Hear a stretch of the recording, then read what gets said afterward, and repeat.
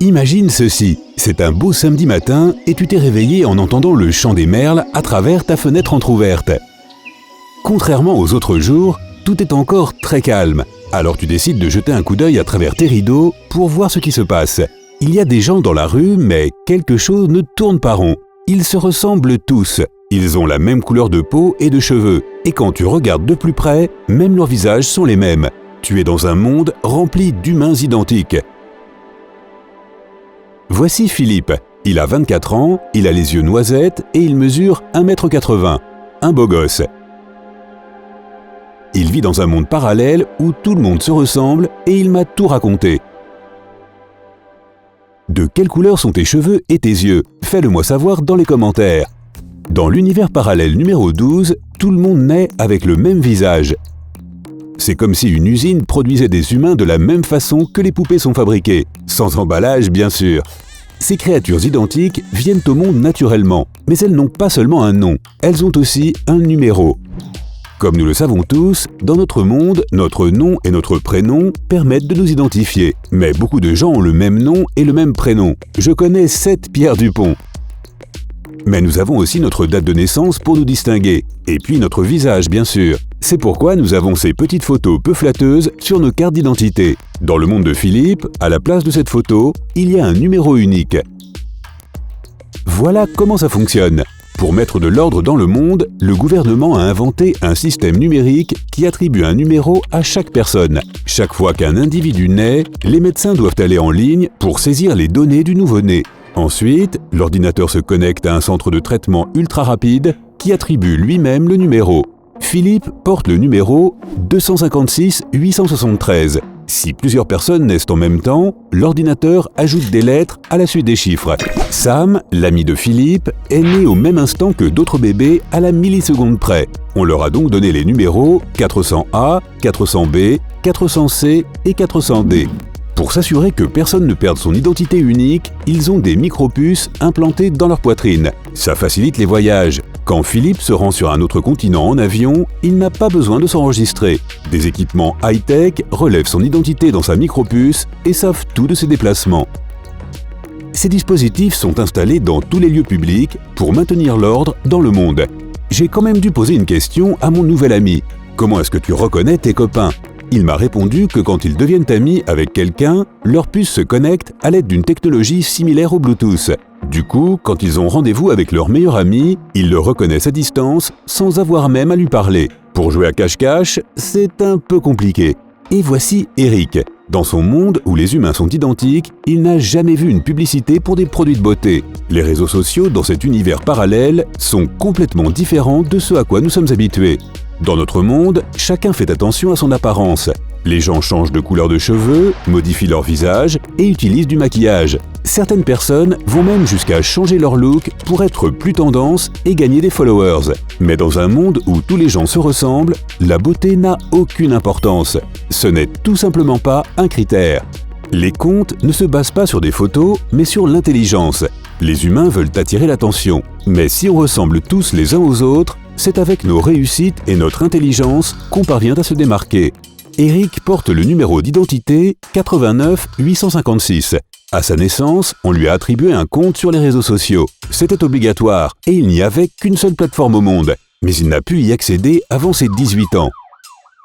Comme il ressemblait à tout le monde, le système devait scanner son visage pour identifier son âge. Jusqu'à sa majorité, ce sont ses parents qui publiaient donc toutes les informations relatives à ses anniversaires, ses accomplissements et ses progrès.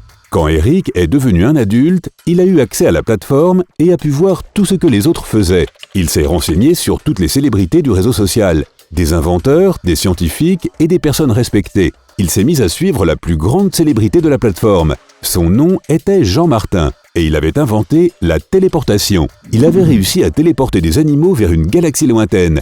Mais quelques ajustements étaient encore nécessaires avant de faire voyager les humains. Il avait 357 millions de followers. Tu vois, dans ce monde, seule la réussite et le caractère peuvent distinguer les gens. Alors on redouble d'efforts et d'inventivité. Personne ne peut utiliser son apparence pour obtenir ce qu'il veut.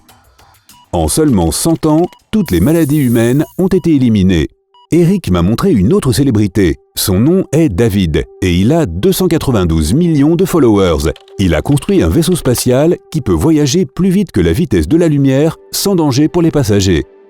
Voici William. Son numéro d'identification est 52003A. Il m'a dit que ce qu'il aimait le plus, c'était d'aller à l'école. Il y apprenait toujours de nouvelles choses et surtout, tout le monde s'entendait bien. Enfin, quand il n'était pas en compétition. Le harcèlement n'existe pas dans le monde de William. Nous, les humains, nous cataloguons les gens qui ont une apparence différente. Et pour cela, nous avons l'habitude de choisir les traits négatifs. Nous catégorisons les gens sur leur physique, sur leur poids. Parfois, cela leur fait perdre confiance en eux et les empêche de s'en sortir à l'école et dans la vie. William m'a dit que chez eux, tout le monde a les mêmes chances et chacun peut choisir ce qu'il veut faire dans la vie. On ne peut pas se moquer de quelqu'un, c'est comme si on se moquait de soi-même. La personne idéale est celle qu'il voit dans le miroir. J'ai aussi rencontré un jeune homme nommé Paul. Son numéro d'identité était le 12370. Il était un peu sous le choc quand il m'a vu pour la première fois, parce que, pour employer ces mots, je ressemblais à une espèce différente. Mais je le comprends, il ne voit jamais que des gens qui lui ressemblent. C'est un artiste, et il se considère comme surréaliste. Ses peintures représentent des gens avec des yeux, des couleurs de peau et des cheveux différents. Si je montrais ces peintures dans notre monde, on me dirait qu'elles sont tout simplement réalistes. Ses œuvres ont étonné tout le monde chez lui, mais pas moi. L'un des modèles ressemblait à mon pote Olivier, et un autre à ma tante Catherine. La créativité dans ce monde est limitée. Il est difficile d'imaginer quelque chose de différent quand on est toujours exposé aux mêmes stimuli. Dans un autre tableau, il a représenté une femme aux cheveux roux, aux yeux bleus et à la peau verte. Tandis que nous parlions, il m'a présenté son ami Léo, qui est musicien. Il écrit des chansons sur l'espace et d'autres sujets scientifiques auxquels je n'ai rien compris. Dans une de ses chansons, il donne des conseils sur la façon de résoudre des équations mathématiques difficiles. Ça a été le tube numéro 1 de l'année. Je lui ai demandé s'il avait déjà écrit une chanson sur sa petite amie. Il m'a dit avoir essayé, mais que c'était très difficile. Il avait décrit ses cheveux, ses yeux, sa façon de marcher et de parler. Quand les gens l'ont entendu, ils se sont dit qu'il décrivait tout le monde. C'est là que j'ai réalisé que ces humains n'avaient pas le concept de l'individualité. Ils m'ont apporté un café dans une tasse blanche ordinaire et j'ai regardé autour de moi. Tout avait le même aspect, sans aucune caractéristique particulière. Sur les murs, il n'y avait pas de posters amusants. Il y avait le tableau périodique, une carte du monde et des 3 systèmes solaires qu'ils ont explorés. Ces choses représentent leur seule motivation pour aller de l'avant. Paul gagne de l'argent en créant des avatars personnalisés pour les réseaux sociaux. Cela permet aux gens de se démarquer un peu. Mais pour obtenir l'un de ces avatars, les gens doivent avoir réalisé au moins 4 projets remarquables. La société du réseau social l'exige. Le numéro de Léo est le 763-712. Alors qu'on parlait de son monde, il m'a dit que j'avais une odeur d'herbe. J'espère que c'était un compliment. Tandis que la conversation avançait, j'ai remarqué qu'il avait des capacités sensorielles très développées, comme tous ses semblables d'ailleurs. Elles s'étaient améliorées au fil du temps pour les aider à identifier les gens et à les distinguer. 6 ans se sont écoulés depuis que j'ai visité l'univers parallèle numéro 12 pour la première fois. Et quand j'y suis retourné, j'ai rencontré Laura. Son numéro était le 12-741-422.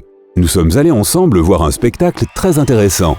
Les gens avaient modifié leur corps et leur posture afin de se démarquer. Le défilé de mode auquel nous avons assisté s'intitulait « Jambes Hermex ». Les mannequins portaient des extensions de bras qui leur permettaient de marcher comme s'ils avaient 4 jambes. Les chaussures qu'ils portaient aux mains étaient plutôt cool. Nous avons déjeuné ensemble dans un restaurant et elle m'a parlé de cet artiste célèbre qui l'avait incité à changer. Elle voulait parler de mon ami Paul. Avec son ami Nicolas, ils envisageaient de modifier leur apparence pour ressembler à ses avatars. Nicolas voulait avoir la peau bleue avec des rayures oranges et Laura voulait une peau verte avec des atomes et des planètes dessinées dessus. Je croyais qu'il parlait de tatouage et peut-être de chirurgie esthétique. Mais j'ai compris que cette société parfaite ne durerait pas longtemps. Les gens désiraient maintenant avoir une identité propre et ils travaillaient dur pour l'obtenir. Je ne sais pas, les amis, si tout le monde se ressemblait, beaucoup de problèmes seraient peut-être réglés, mais nous en aurions forcément de nouveaux. La science ferait probablement de grands progrès, mais il se peut que la créativité connaisse son déclin. Une chose est sûre, en tout cas, on ne pourrait pas faire la différence entre une célébrité et une personne ordinaire. Si tu as appris quelque chose de nouveau aujourd'hui, merci de liker cette vidéo et de la partager avec un ami. Et voici d'autres vidéos qui te plairont sans aucun doute. Il suffit de cliquer à gauche ou à droite et surtout, reste du côté sympa de la vie.